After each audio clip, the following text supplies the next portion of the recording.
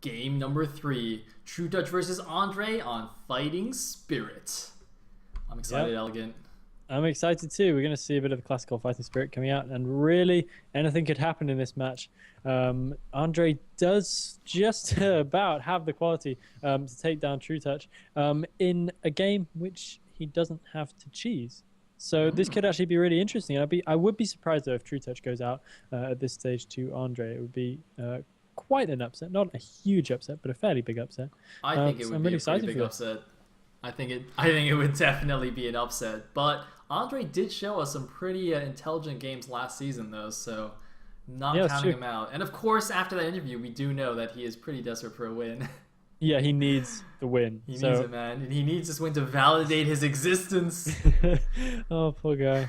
The sad thing is I don't know if he was joking or not. So I just kind of have my fingers crossed for him the whole time. But he's doing well so far. 1-1 against trutaCz. I mean, that's not an achievement to be sniffed at by any means. Yeah. How do you feel about TVZ on Fighting Spirit? I've seen, the thing is, right, I've seen so many crazy games on Snipe-A-Lot with Koreans just messing around on this map that I don't even know what to think anymore. Like, I've seen Haya nuke rush Zergs on this map, or go like 3-port Wraith into Bio against Protoss. I'm just like, I don't understand matchups anymore. Like, what is this? Not informative, unfortunately. Right? Because the thing is, you know, a lot of people think because Fighting Spirit is so standard that it forces standard play, but it's actually the opposite. By being such a standard and, you know, well-played map, it actually encourages creative play because people already know all the standard stuff and they're comfortable with it. So then they start feeling comfortable, you know, thinking outside the box and doing crazy stuff, because it's like they don't have to worry about crazy map artifacts. They don't have to worry about where to place their gateways or whether their units are going to get stuck here or there. It's like they know everything about the map and they can just go crazy. So I think it's a really awesome map. So for that reason, you think Andre's going to win?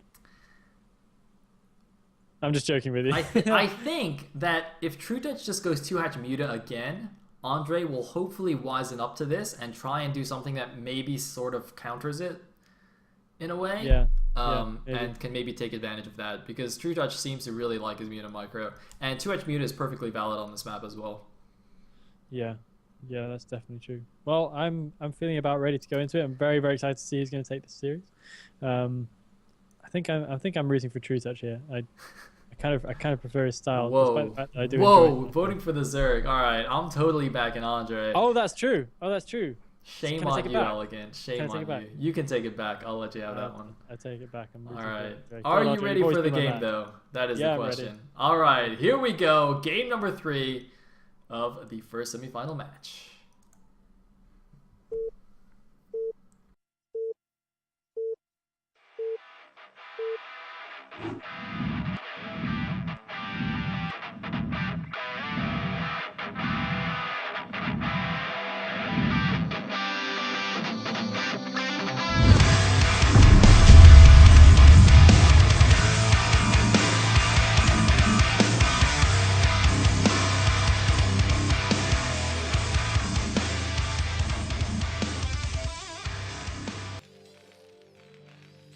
Alright, here we go into game number 3 at the top right position as the purple Terran. We do have Andre at the bottom right as the orange Zerg. We do have trutaCz. Once again, the score is 1-1, and the winner moves on to the finals.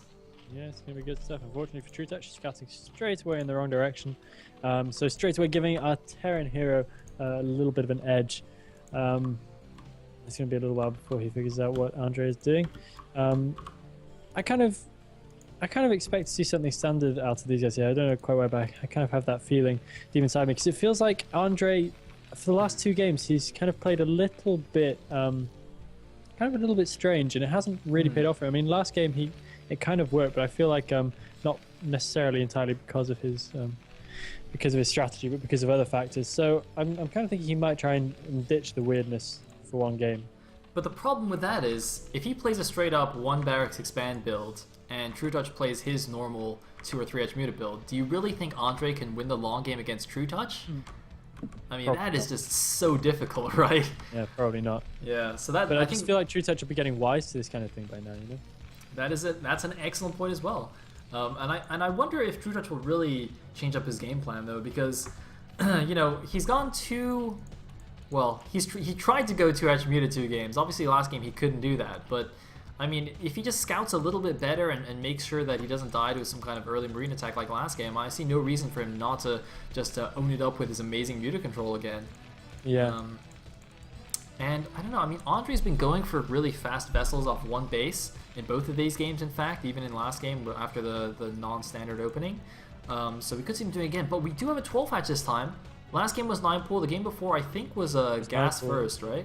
Yeah, sorry, gas first, because he went for the 2-hatch muted, yeah. So we already have something different. I don't think this is going to be 12-hatch muted this time. Or sorry, 2-hatch muted, not 12-hatch muted.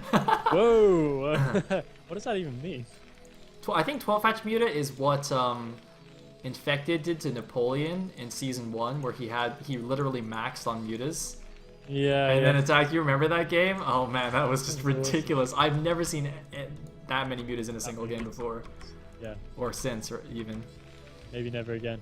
Start moment indeed. Maybe never again. Is Napoleon around at the moment? I don't think he's active. I haven't seen him playing, but I don't know. I haven't been keeping too much on top of things. He seems to be one of those players who kind of goes in and out a little bit. Yeah. He's a really old school guy as well, so it can be the way for a lot of these guys. Oh, drone is okay. And more importantly, the drone saw the gas. So, trutaCz knows Andre's again going for some one-base silliness. Yeah, one-base silliness indeed. I'm interested to see kind of what direction it takes this game. I think, I don't know. I think I don't think he's going to be so silly. I think he'll probably avoid any kind of wraith shenanigans. I think he's going to play a bit more straight up. But I think we're going to see a very just a very quick science vessel. But of course, that's not going to be quite so effective against what trutaCz is doing right here, because trutaCz is not going for the 2-hatch meter again. But Dre, importantly, is actually getting a full scout this time, which kind of makes a change. It looks like he's going 1-fact expand, actually. So as far as factory first openings go, this is fairly normal. Yeah. I was kind of hoping that after you said that, he would go like 1-base nuke or something. Just be like, ha! Take that, elegant. True to you all. Yeah. But I guess he's not that crazy. I mean, he's not Haya, so I guess he can't make that work. He is not indeed. But we do already have the sunken up for trutaCz, nothing like game 1. So, yeah, that's not going to be too effective. Might be able to get a sneak through, but it shouldn't be too bad.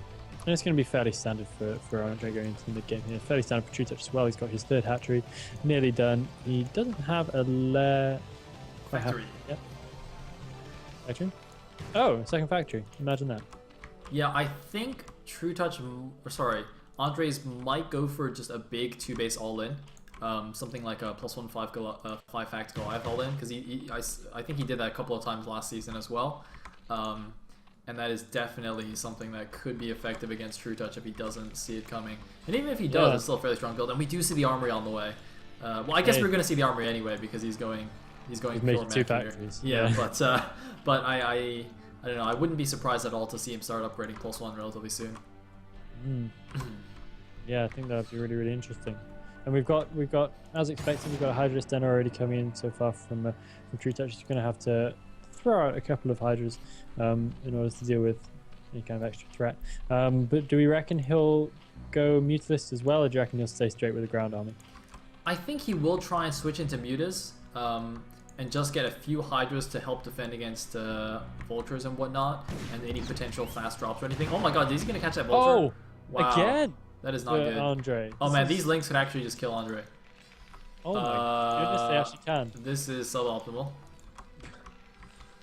This is... Yeah, it's suboptimal. We don't even have a bunker. We have 1 Marine, just about sort of holding its own, but dying very quickly. We do have 2 Goliaths now, so Andre should be able to push down Goliaths, of course, pretty good against Zerglings. Zerglings are very flimsy by comparison. Andre should be able to hold this quite easily. The 2 Goliaths going to follow around, but that's a lot of mining time wasted. Looked like he was attacking his own supply depot saying that, but I guess he wasn't. But yeah, that's a lot of wasted mining time for Andre. It's a really annoying little move. I'm not quite sure why he was so undefended against a handful of Zerglings at this stage of the game. I mean, it's actually funny because this seems to happen a lot to Terrence, actually. Like, you remember how Terror got knocked out by Michael? It was like almost this exact kind of thing where he loses the first Vulture and then suddenly all these Zerglings come and he doesn't know about it and he's like in really serious trouble. I mean, that is why that first Vulture is actually ridiculously crucial. You're supposed to pick off the initial lanes. You're supposed to see any kind of attack coming because when you go for pure mech, you're so vulnerable here in the early game. Now these 3 Hydras I think are more of a scare tactic. That is not... What? Are you kidding me? Doing? Are you... That is the overreaction of the century. What? You have 6 Goliaths. What are these Goliaths for, man? These just decorations? What? Look good. He's never... These Panda Bear Goliaths? I mean, dude. Why did you do that? Yeah, it's that's pretty serious. I mean, those Goliaths behind a nice city. Look at that. The units are just leaving. They don't even want to try and hold the bottom of the round. They don't even have upgrades. These Hydras don't have upgrades. And this is a fake. Good. I'm glad he's actually floating the CC back out, not like building up a huge force and go to kill the one Zergling left behind. Exactly. That is a serious overreaction from Andre, which is going to cost him so much. And the CC's floating back. He's running from the one Zergling. He doesn't know what to do. He's like a confused AI. He's a lost child. Somebody help this man. What is happening? Andre, dude. What is he doing? Is he... How many mutants does he expect? So he is now in serious trouble for no good reason. Like, no good reason.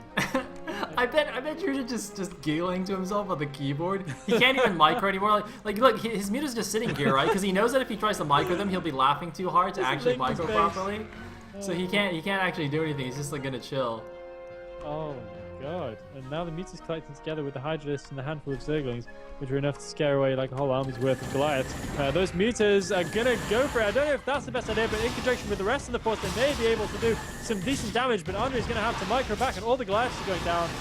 And this is regrettably gonna be basically it for Andre. All his Goliaths are dead. He's been able to take down a few mutas, but not so many. And he's going to have a very hard uphill battle to get his... And he now lands the command center. Hey! While he's being attacked. I mean, dude, it makes perfect sense, right? Because all the scary attacking forces are already in the main, so clearly they're not going to attack his natural, right? Yeah, so it's just the perfect time to land the natural down and cancel. He does cancel the scanner as well at the naturals. I mean, that's not so many mutants anymore, and quite a lot of them are going down. Those Goliaths could actually just about come out on top, conceivably, of this battle. It looks like the mutants are taking some serious hits. And trutaCz has invested a lot of units in trying to get into the main base there, but I think Andre is going to have a really tough time pushing those units out. Yeah, I don't really see him pulling this one off because, you know, the factories are getting camped here, and he lost one of the factories as well, so he can't really produce Goliaths fast enough. I mean, there's not much he can do against the wave of reinforcements here from trutaCz. That was some of the weirdest gameplay I've ever seen. Coming out of Andre right there. It was very, very strange stuff. Mutants now just ransacking the main there. They pretty much have free reign right there. GG! trutaCz, despite faltering in game number 2, does take it down in the end, and he will go on to the finals to face whoever wins next match. I have no idea. I don't even know who's in the next match, in fact. I'm eager to find out, but before we do find out, we will go to a break. BRB. You're back.